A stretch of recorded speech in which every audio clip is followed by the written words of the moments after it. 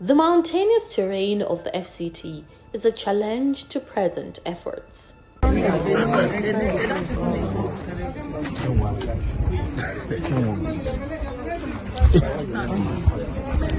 what you say there? Is it far away from here? Within the estate. It's within the estate. Okay, you. No, I don't know the place. I remember I was talking about that Islam mosque and a road where somebody was building close to the place that they can have issues with the person.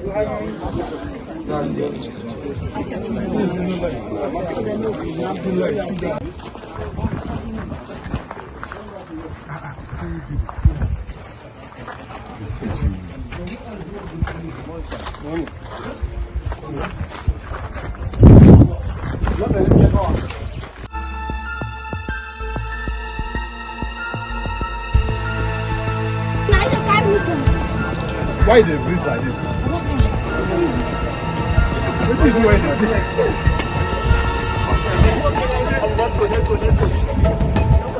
This footage was from one of the field operations of a team of security officials coming and identified dark spots used by kidnappers and other bad elements. The FCT Minister, Nyesom Wike, met with security agencies and other stakeholders to share ideas on how to address the degenerating security challenge and forestall the trend. One of his concerns at the session was the implications crowdfunding by friends, colleagues and families of kidnapped victims to meet ransom demands. Defense Minister Muhammad Badaru Abubakar had expressed similar concerns amidst the stepped-up action by the police and other security operatives. Some of the criminals seemed defiant.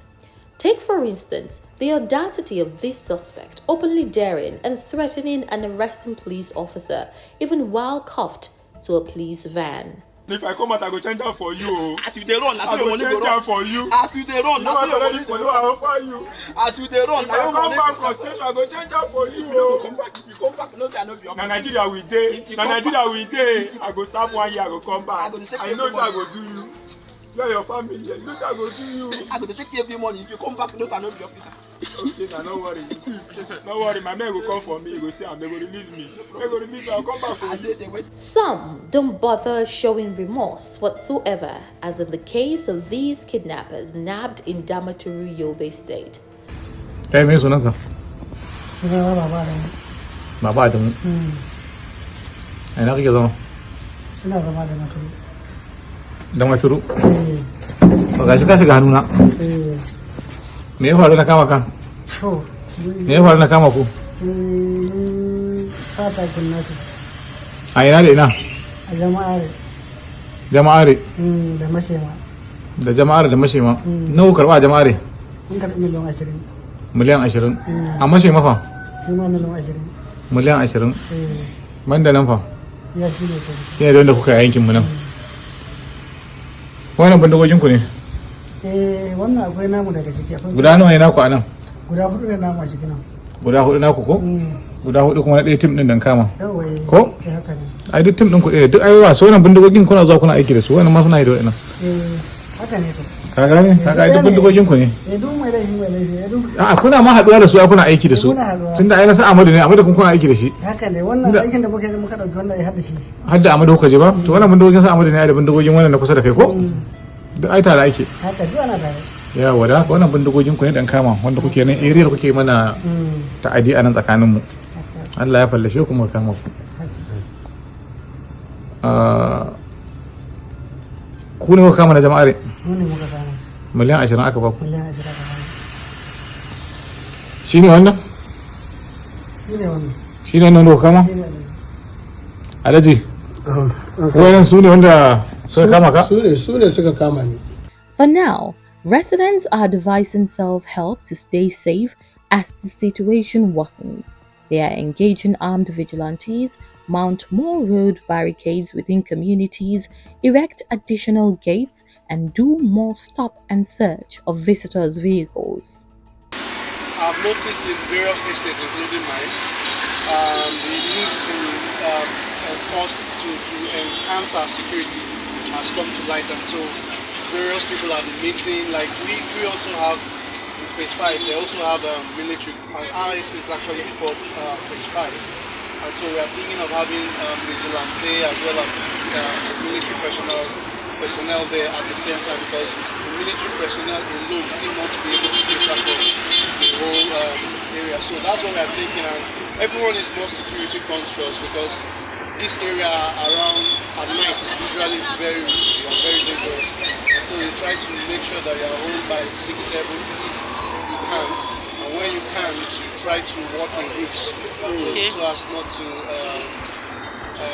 get into any danger. A worrisome twist to the saga is the emerging trend of a faked or phony kidnap to scam or defraud.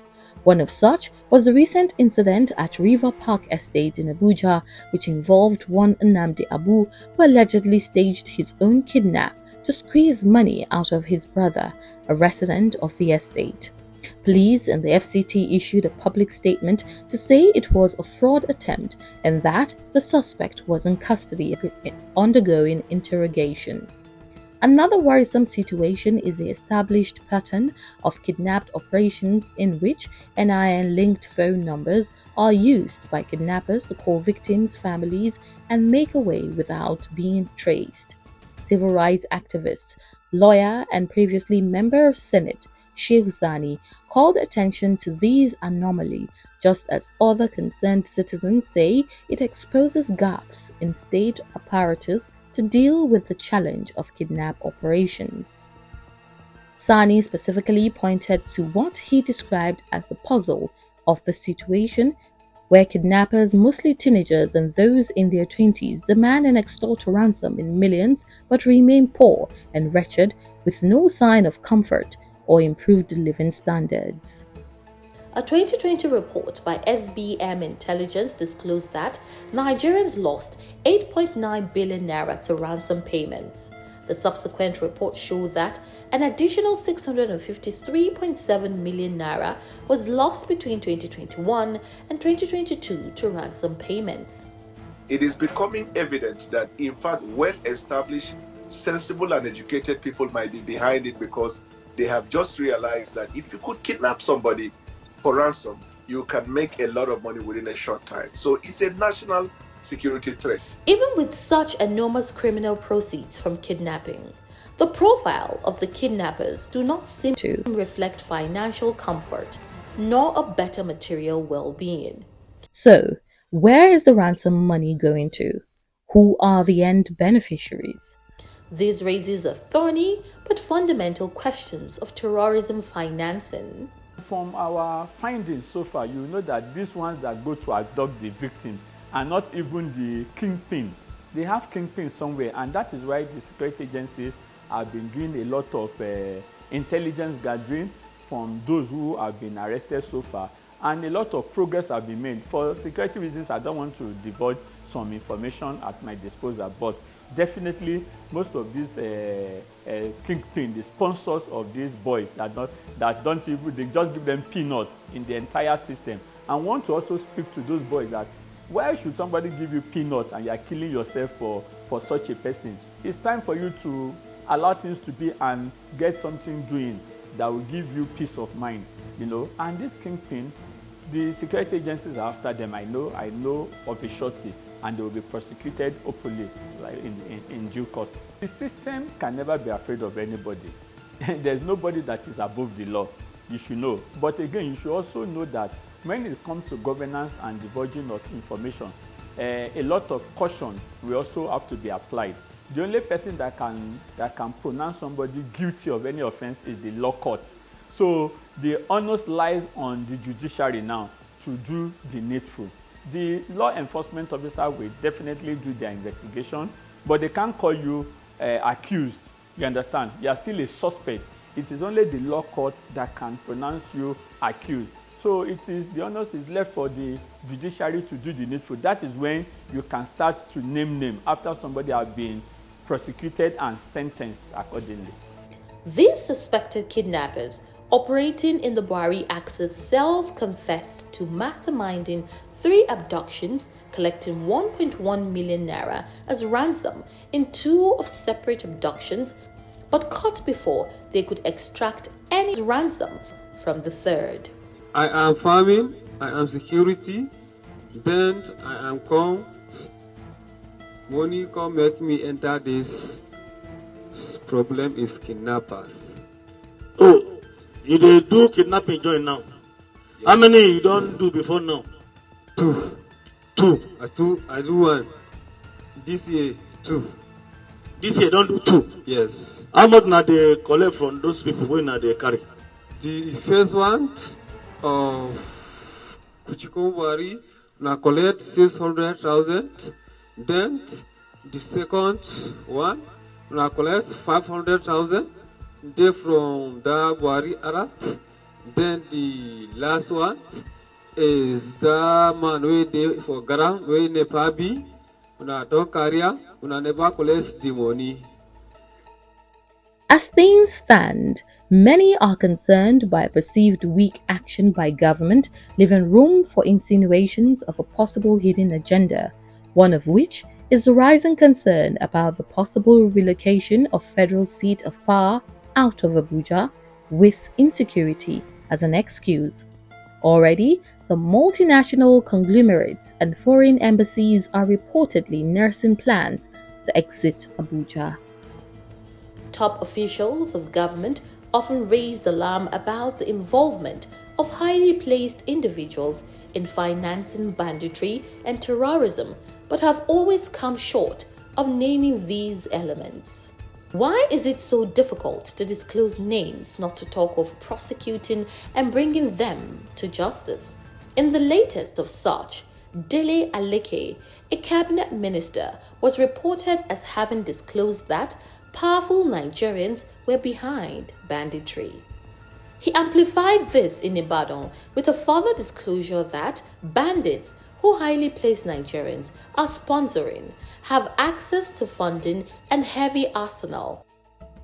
Since giving an official stamp to what many have been saying hush-hush about sponsors of banditry, he has been getting life-threatening messages. The surge in kidnapping incidents and other criminalities in Abuja is a clear and present danger that require a more frontal approach. What are the ideology of the kidnappers? No ideology. They commit the crime for economic benefit. And so you're supposed to come hard on them. And at this level, the various security architecture of the country are to be held responsible, in my view.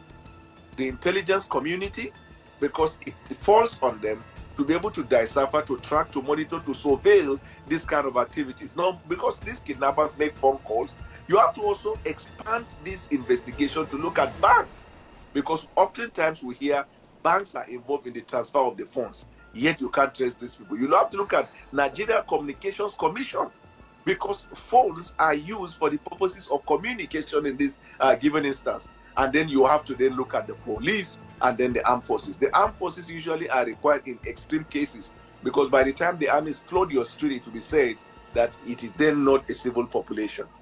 We need to treat security for what it is. Security is not politics. We need to introduce accountability into the security process, national security process.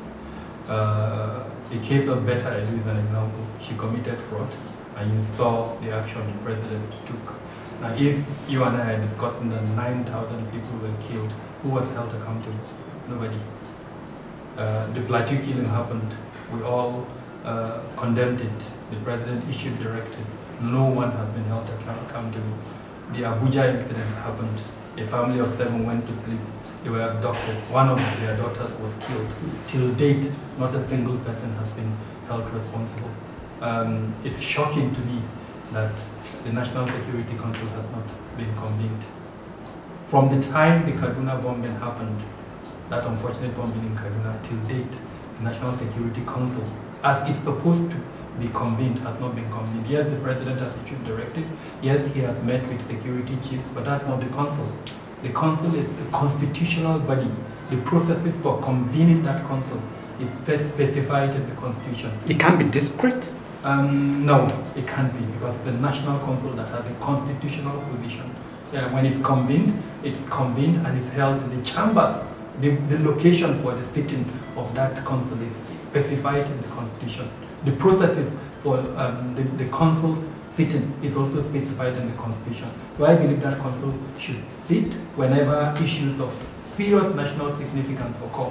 In the UK, if one UK citizen is killed today, their COBRA will be convened. I can bet you.